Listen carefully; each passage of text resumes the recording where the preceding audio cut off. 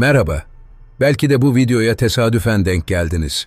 Ya da içinizde bir şeyler bir süredir doğru gitmediğini fark etti ve buraya yönlendirdi sizi. Sabahları yorgun uyanıyor musunuz? Dinlenseniz bile kendinizi hala bitkin mi hissediyorsunuz? Eskiden mutlu olduğunuz şeylere karşı artık hiçbir ilginiz kalmadı mı? Bunları yaşıyorsanız yalnız değilsiniz. Günümüzde milyonlarca insan farkında bile olmadan psikolojik tükenmişlik yaşıyor. Ama çoğu kişi bunu fark etmiyor ya da kendine konduramıyor. Herkes yoruluyor, ben de yoruluyorum diyor. Bunlar geçici diye düşünüyor. Ama bazen geçmiyor. Çünkü tükenmişlik bir anda ortaya çıkmaz. Sessizce hayatınıza girer, sizi yavaş yavaş içine çeker ve siz bunu fark ettiğinizde çoktan derinlerine batmış olursunuz. Önce sadece biraz yorgun hissedersiniz. Sonra bazı şeyleri ertelemeye başlarsınız. Sonra insanlardan uzaklaşırsınız. Sonra bir gün aynaya baktığınızda kendinizi tanıyamaz hale gelirsiniz. Ama buraya kadar geldiyseniz bu döngüyü kırmak için ilk adımı attınız demektir. Bu videoda tükenmişliğin 7 sessiz işaretini ve zihninizin size nasıl tuzak kurduğunu fark edeceksiniz. Bu yorgunluk hissinden nasıl kurtulacağınızı ve en önemlisi kendinizi yeniden kazanmanın mümkün olduğunu göreceksiniz. Çünkü tükenmişlik bir kader değil. Bir noktada içine düşmüş olabilirsiniz ama orada kalmak zorunda değilsiniz.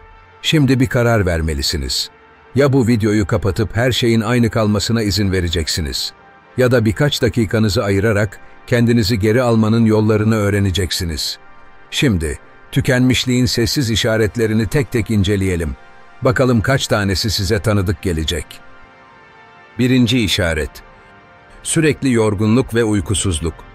Sabah gözlerinizi açıyorsunuz ama yataktan kalkmak istemiyorsunuz. Geceleri ne kadar uyursanız uyuyun, sabah kalktığınızda daha da yorgun hissediyorsunuz. Uykunuz var ama uyuyamıyorsunuz. Uyuyorsunuz ama dinlenemiyorsunuz. Tükenmişlik, zihninize ağır bir yük bindirir. Beyniniz sürekli bir şeyleri planlar, geçmişi sorgular, geleceği düşünür. Hiçbir şey yapmadığınız anlarda bile bir iç savaş devam eder. Uyumaya çalıştığınızda bile durmayan bir zihin sizi derin uykuya geçmekten alıkoyar. Zihinsel yorgunluk birikerek bedeninizi de ele geçirir. Başlangıçta bunu fark etmezsiniz. Bugün biraz uykusuzum dersiniz. Ama bu günler haftalara, haftalar aylara dönüşür. Sabahları uyanmak daha da zor hale gelir. Yataktan kalkmak bile büyük bir mücadele olur. Gün içinde ne kadar dinlenmeye çalışsanız da üzerinizde ağır bir yük taşır gibi hissedersiniz. Zihinsel tükenmişlik sadece uyku düzeninizi değil, düşünme şeklinizi de değiştirir. Küçük bir işi bile gözünüzde büyütmeye başlarsınız. Normalde 10 dakikada yapabileceğiniz bir şeyi saatlerce ertelersiniz. Çünkü beyninizin enerji seviyesi düşmüştür. Bunu yaşayan pek çok kişi durumu normalleştirmeye çalışır. Herkes yoruluyor deriz. Hayat böyle diye düşünürüz. Ama gerçek şu ki, sağlıklı bir zihin böyle hissetmez. Eğer uyuduğunuz halde dinlenmiyorsanız, eğer yataktan kalkmak gününüzün en zor anı haline geldiyse, zihninizin ve bedeninizin artık bir durmaya ihtiyacı var demektir. Ve en önemlisi, bu durumu geçiştirmemelisiniz. Çünkü tükenmişlik, fark edilmezse daha da derinleşir. İkinci işaret. Önceden keyif veren şeylerden zevk alamamak. Bir zamanlar sizi mutlu eden şeyleri hatırlayın. Sevdiğiniz kitapları okurken zamanın nasıl geçtiğini fark etmezdiniz. En sevdiğiniz şarkıyı duyduğunuzda içten içe bir huzur hissederdiniz. Bir kahve içmek, uzun bir yürüyüş yapmak, bir dostla sohbet etmek bile size iyi gelirdi. Ama artık hiçbirinin bir anlamı yok gibi. Tükenmişlik, fark edilmeden sizi hayattan uzaklaştırır. Önce küçük şeylerden başlar. Bir gün kitap okumak istemediğinizi fark edersiniz. Sonra bir diziyi izlemeye başlar. Ama birkaç dakika içinde sıkılır, kapatırsınız. Eskiden sizi heyecanlandıran planlar artık yorucu gelir. Yavaş yavaş hayata karşı ilginizi kaybedersiniz. Bu değişim önce önemsiz gibi görünür. Şimdi canım istemiyor dersiniz. Ama zamanla fark edersiniz ki artık hiçbir şey için canınız istemiyor. Eskiden size enerji veren şeyler şimdi gereksiz geliyor. Ne bir film izlemek, ne bir hobiyle uğraşmak, ne de arkadaşlarla vakit geçirmek size bir anlam ifade ediyor. Bu depresyonla karıştırılabilir ama tükenmişlikten kaynaklanan bir durumdur. Beyin, kendini koruma mekanizmasını alır. Çünkü uzun süreli stres ve zihinsel yorgunluk, zihninizi bir tür tasarruf moduna sokar. Böylece ekstra enerji harcamamak için ilgi alanlarınızı bile kapatır. Stoacı filozof Marcus Aurelius, "Zihnin neyle meşgulse hayatında odur." der. Eğer zihniniz sürekli yorgunlukla, kaygıyla, sorumluluklarla doluyorsa, hayatın içindeki güzel şeyleri görmekte zorlanırsınız. Ama asıl tehlike bunu fark etmemektir. Çünkü bir süre sonra bu hisleri normal kabul etmeye başlarsınız. Ama gerçekte hayatınızın renksizleştiğini ve içsel bir boşluk içinde kaybolduğunuzu fark etmelisiniz. Eğer eskiden size keyif veren şeyler artık bir anlam ifade etmiyorsa, tükenmişliğin derinleştiğini gösteren en büyük işaretlerden birini yaşıyorsunuz demektir. Ve bu, durup düşünmeniz gereken bir noktadır. Üçüncü işaret: İnsanlardan uzaklaşma ve sosyal izolasyon. Bir gün fark edersiniz ki telefonunuzun sesi daha az çalıyor. Gelen mesajlara hemen cevap vermek yerine sonra dönerim diyerek ertelemeye başlıyorsunuz. Ama o sonra hiç gelmiyor. Arkadaşlarınız sizi bir yere davet ettiğinde eskiden heyecanlanırken şimdi içten içe bir yük gibi hissetmeye başlıyorsunuz. Ve bir noktada kimse sizi davet etmemeye başlıyor. Tükenmişlik, insan ilişkilerinizden de çalar. Başlangıçta fark edilmez. Birkaç buluşmayı iptal edersiniz. Birkaç aramayı görmezden gelirsiniz. Başta bunu bilinçli yaptığınızı sanırsınız. Biraz yalnız kalmaya ihtiyacım var diye düşünürsünüz. Ama bir süre sonra yalnız kalmak bir ihtiyaç olmaktan çıkar ve bir kaçış haline gelir. Birisiyle konuşmak, bir şeyler anlatmak, sohbet etmek bile yorucu gelir.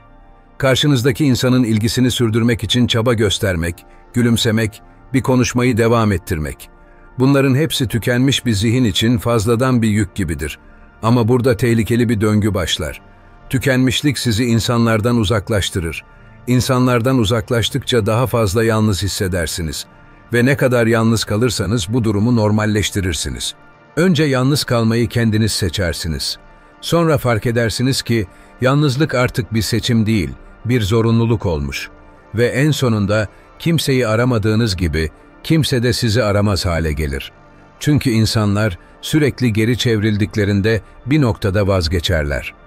Stoacı filozof Marcus Aurelius, insan doğası paylaşım ve iletişimle anlam kazanır. Ama zihnin yorgunken diğer insanları bir yük gibi görmeye başlarsın der. Aslında sorun insanlardan kaçınmak değildir. Sorun zihninizin artık sosyalleşmeye bile enerji bulamamasıdır. Eğer insanlarla görüşmeyi, konuşmayı, plan yapmayı giderek daha yorucu buluyorsanız, eğer bir gün fark ederseniz ki günlerce kimseyle konuşmamışsınız ve en önemlisi bu durum size normal gelmeye başlamışsa, tükenmişliğin sizi ele geçirdiğini bilmelisiniz. Dördüncü işaret: küçük şeylere karşı tahammülsüzlük. Eskiden sizi rahatsız etmeyen şeyler artık sizi sinirlendiriyor. Birinin yavaş yürümesi, market kasasında sıranın uzaması, birinin size yanlışlıkla çarpması. Tüm bunlar içinizde tarif edemediğiniz bir öfke yaratıyor. Kendinizi sürekli gergin, sabırsız ve tahammülsüz hissediyorsunuz. Tükenmişlik sadece fiziksel veya zihinsel bir yorgunluk değildir. Aynı zamanda duygusal rezervlerinizi de tüketir. Normalde sizi rahatsız etmeyen şeyler artık kaldıramayacağınız bir yük gibi hissettirir. Çünkü zihniniz zaten ağır bir yük taşıyordur ve en küçük bir aksilik bile ona fazla gelir. Bu tahammülsüzlük sadece dış dünyaya değil, kendinize karşı da yönelir. Küçük bir hata yaptığınızda kendinize kızarsınız. Bir şeyi unuttuğunuzda önceden olduğu gibi gülüp geçemezsiniz. Sürekli gergin ve diken üstünde olursunuz. Gün içinde yaşadığınız her küçük aksilik içinizde büyüyen bir sinir topuna dönüşür. Peki neden? Çünkü tükenmişlik yaşayan bir zihin hiçbir ekstra yükü kaldıramaz. Günlük hayatın en basit detayları bile fazladan bir stres kaynağı gibi hissettirmeye başlar ve bu sizi daha da yorar. Marcus Aurelius şöyle der: "Dış dünya seni sarsamaz. Seni sarsan şey dış dünyaya verdiğin tepkidir. Ama eğer zihniniz tükenmişse verdiğiniz tepkileri kontrol edemezsiniz. Bir noktada her şey sinir bozucu gelmeye başlar. İnsanlar, trafik, işler, hatta kendi düşünceleriniz bile. Ve sonra fark edersiniz ki her şeye tahammülsüz hale gelmişsiniz.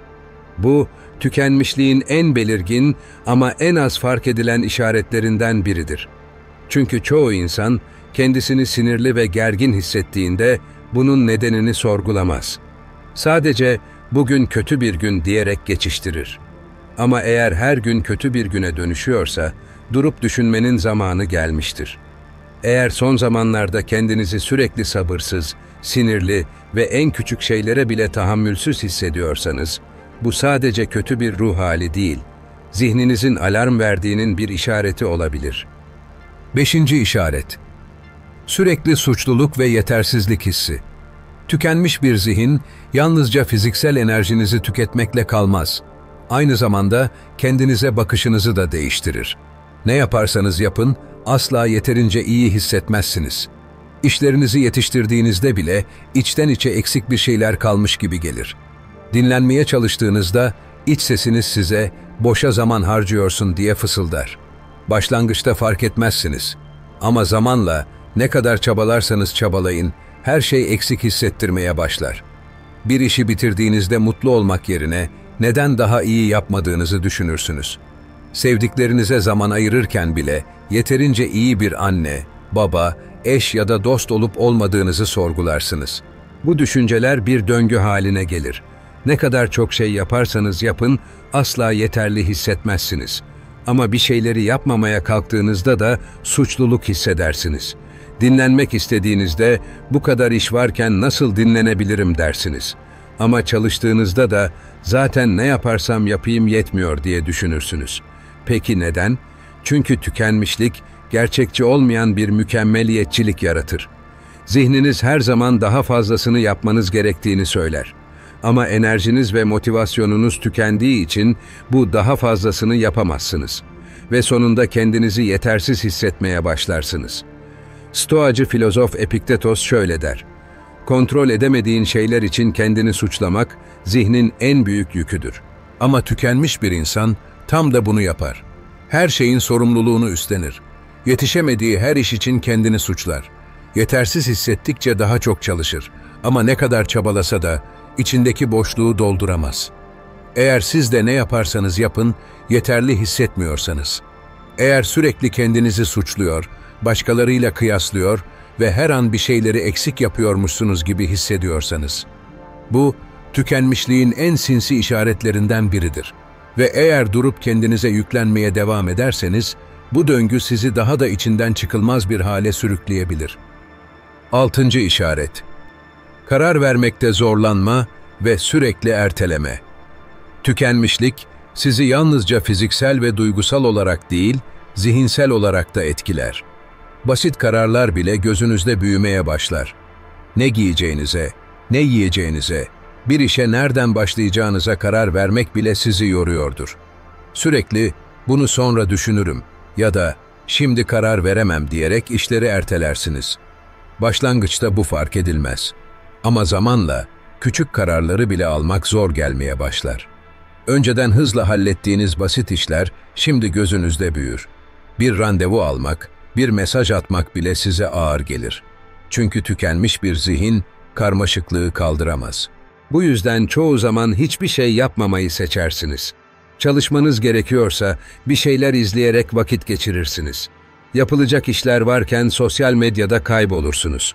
Bir kararı ertelemek size kısa vadeli bir rahatlama verir. Ama işlerin birikmesi sizi daha da çıkmaza sokar. Ve sonunda bir şeyleri yapmadığınız için kendinizi suçlamaya başlarsınız. Tükenmişlik sizi hem hareketsiz bırakır hem de suçluluk duymanıza neden olur. Peki neden böyle oluyor? Çünkü karar vermek enerji gerektirir. Zihinsel tükenmişlik bu enerjiyi sizden alır. Beyniniz, gün içinde verdiği her kararda azalan bir enerji kaynağına sahiptir.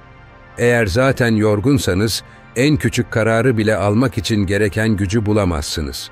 Stoacı filozof Seneca şöyle der: "Ne kadar uzun süre ertelersen o kadar zorlaşır.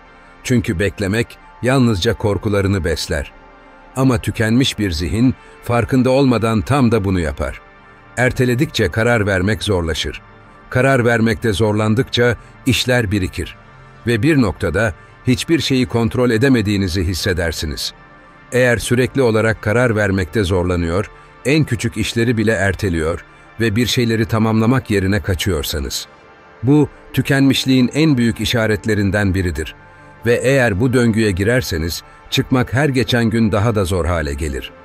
7. işaret. Fiziksel belirtiler ve vücudun alarm vermesi. Tükenmişlik yalnızca zihinsel bir durum değildir. Bedeniniz de bir noktada bu yükü taşımamaya başlar.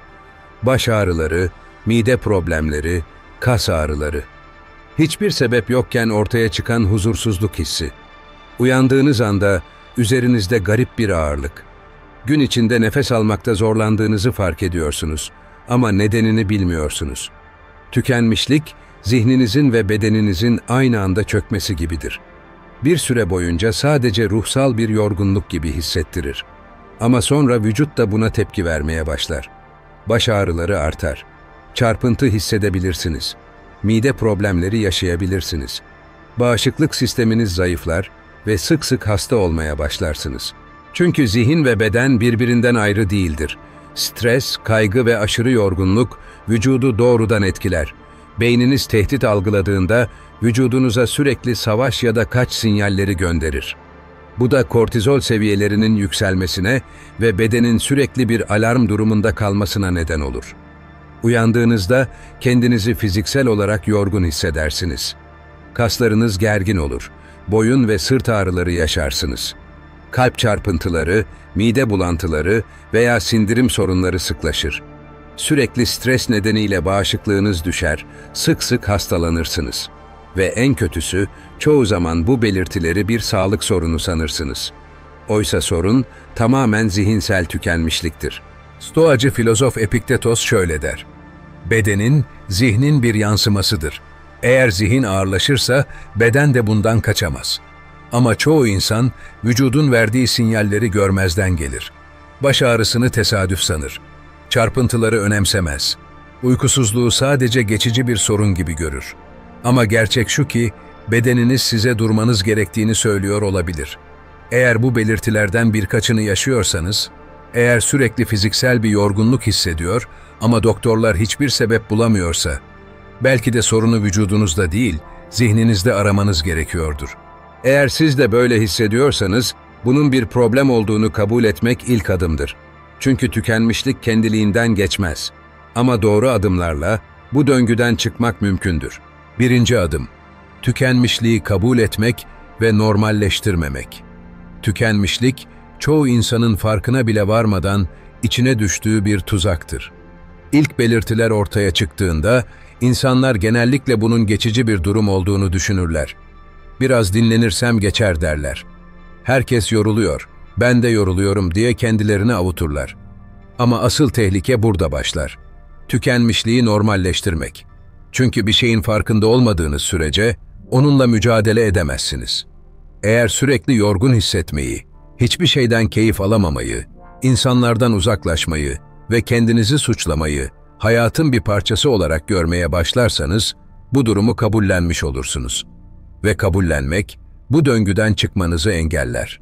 Tükenmişlik bir karakter zayıflığı değildir. Tembellik ya da güçsüzlük de değildir. Bu, zihninizin ve bedeninizin size "artık daha fazla taşıyamıyorum" demesidir. Ama bunu fark etmediğiniz sürece yükün altında ezilmeye devam edersiniz. Peki, tükenmişliği nasıl kabul edersiniz? Kendi hislerinizi ciddiye alın. Sürekli yorgun hissediyorsanız, hiçbir şey yapmak istemiyorsanız, eski alışkanlıklarınızdan keyif alamıyorsanız, bu bir sinyaldir. Bunu göz ardı etmeyin. Kendinizi suçlamayı bırakın. Tükenmişlik yaşayan insanların en büyük hatası, bunu kişisel bir başarısızlık olarak görmeleridir. Ama aslında bu, zihninizin aşırı yüklenmesiyle ilgilidir. Bu yüzden, kendinize yüklenmek yerine, içinde bulunduğunuz durumu kabul etmeye çalışın. Yaşadıklarınızı küçümsemeyin. "Herkes yoruluyor" diyerek kendinizi küçümsemeyin. Sağlıklı bir insan sürekli yorgun hissetmez. Bu bir sorun ve siz bu sorunu çözmek zorundasınız. Stoacı filozof Marcus Aurelius şöyle der: Sorunun var olduğunu kabul etmediğin sürece onu çözemezsin. Ama fark ettiğin anda artık onu aşma gücüne sahipsin. Eğer kendinizi sürekli tükenmiş hissediyorsanız, ilk adım bunu fark etmektir. Çünkü bir şeyi fark ettiğinizde onun karşısında artık çaresiz değilsinizdir. Kabul ettiğiniz her şey dönüşmeye başlar. İkinci adım, zihinsel gürültüyü susturmak ve kendinize alan açmak. Tükenmişlik sadece fiziksel bir yorgunluk değildir. Asıl mesele zihninizin hiç durmadan çalışmasıdır. Düşünceleriniz durmaksızın akmaya devam eder. Yetiştirmem gereken işler var. Şunu da halletmeliyim.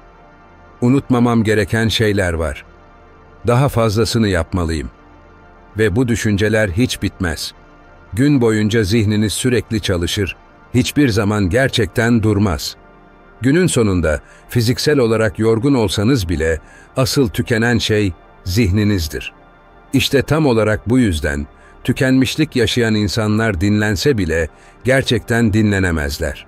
Çünkü bedeninizi durdursanız bile zihniniz sürekli çalışmaya devam eder.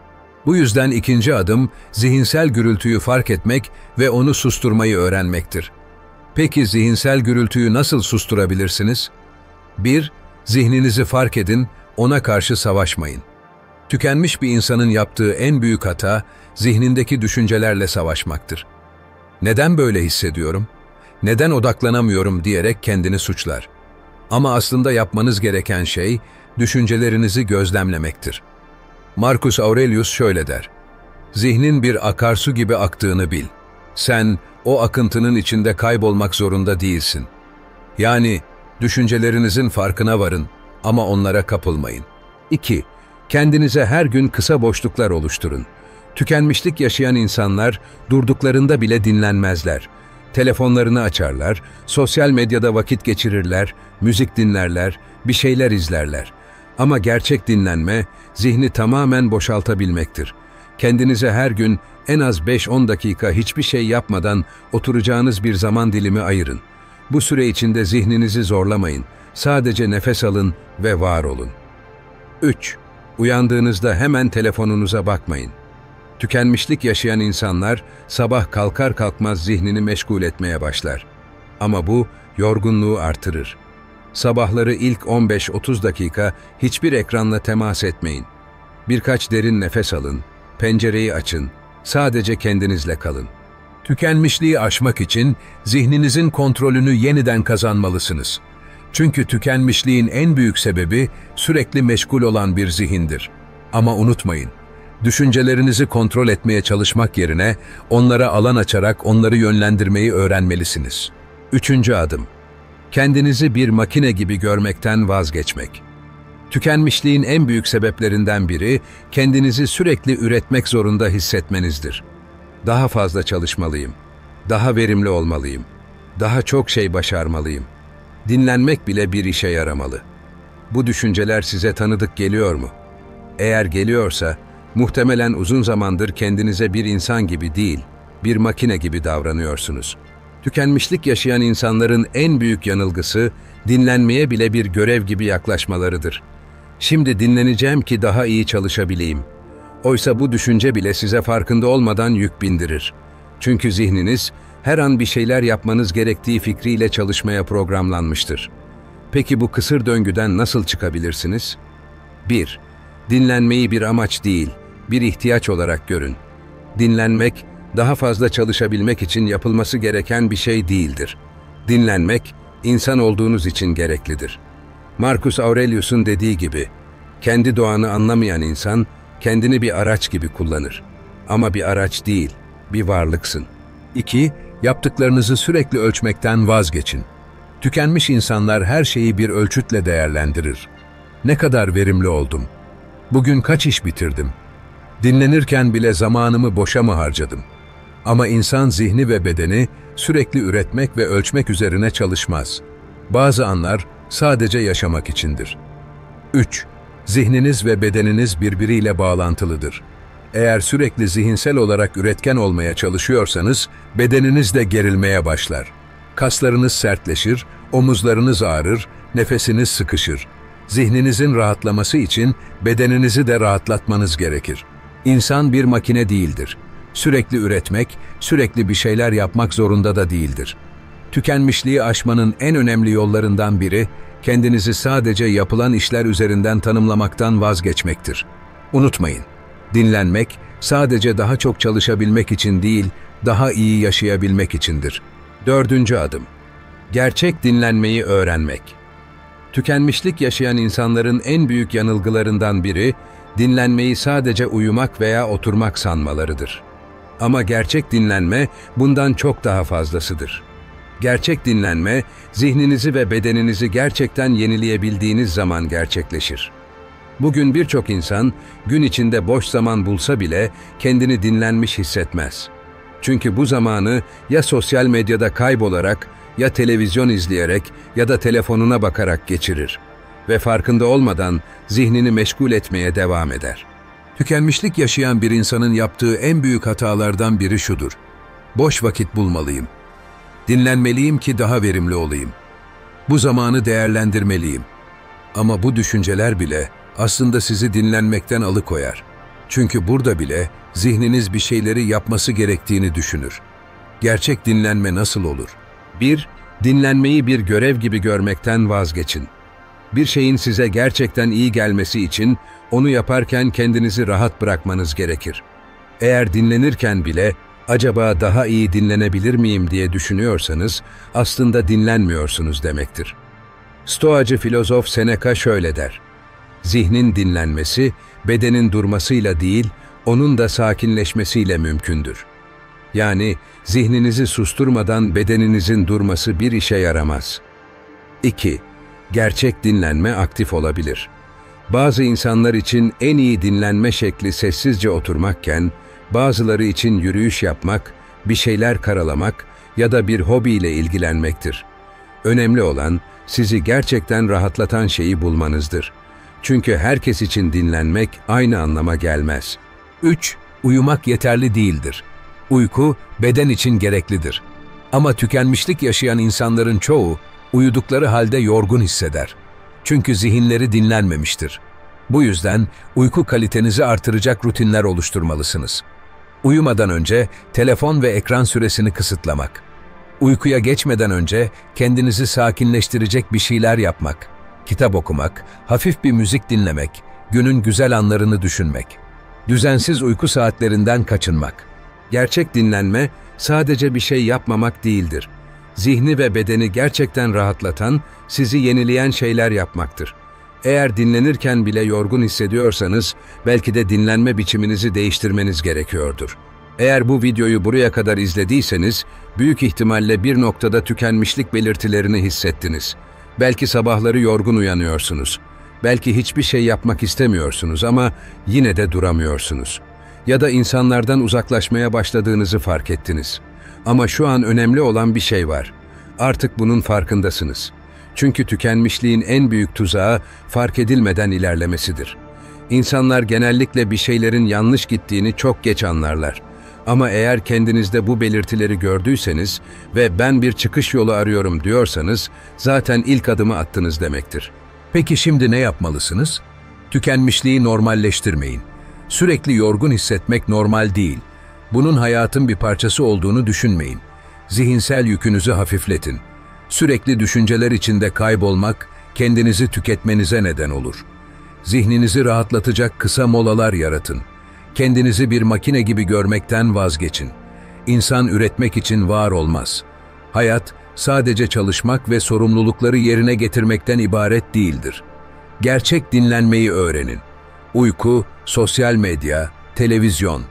Bunlar sizi gerçekten dinlendirmiyor olabilir. Zihninizi ve bedeninizi gerçekten rahatlatan şeyleri bulun. Ve en önemlisi, bu süreci tek başınıza yaşamak zorunda değilsiniz. Burada, bu kanalda sizlere sadece bilgiler vermiyoruz. Aynı zamanda bir topluluk oluşturuyoruz. Eğer bu konular sizin için önemliyse, tükenmişlikten çıkmak ve hayatınızı yeniden dengeye oturtmak istiyorsanız, kanalımıza abone olmayı unutmayın. Daha fazla içerik için beğeni bırakabilir, yorum yapabilir ve düşüncelerinizi paylaşabilirsiniz. Ve eğer bu içeriklerin daha fazlasına erkenden erişmek, Özel topluluğumuzun bir parçası olmak isterseniz, kanala katıl butonuna tıklayarak bize destek olabilirsiniz. Unutmayın, tükenmişlik bir kader değil. Bu döngüyü kırabilirsiniz. Kontrolü yeniden kazanabilirsiniz. Ve gerçekten yaşamak için ihtiyacınız olan şey dış koşullarda değil, zihninizin içinde.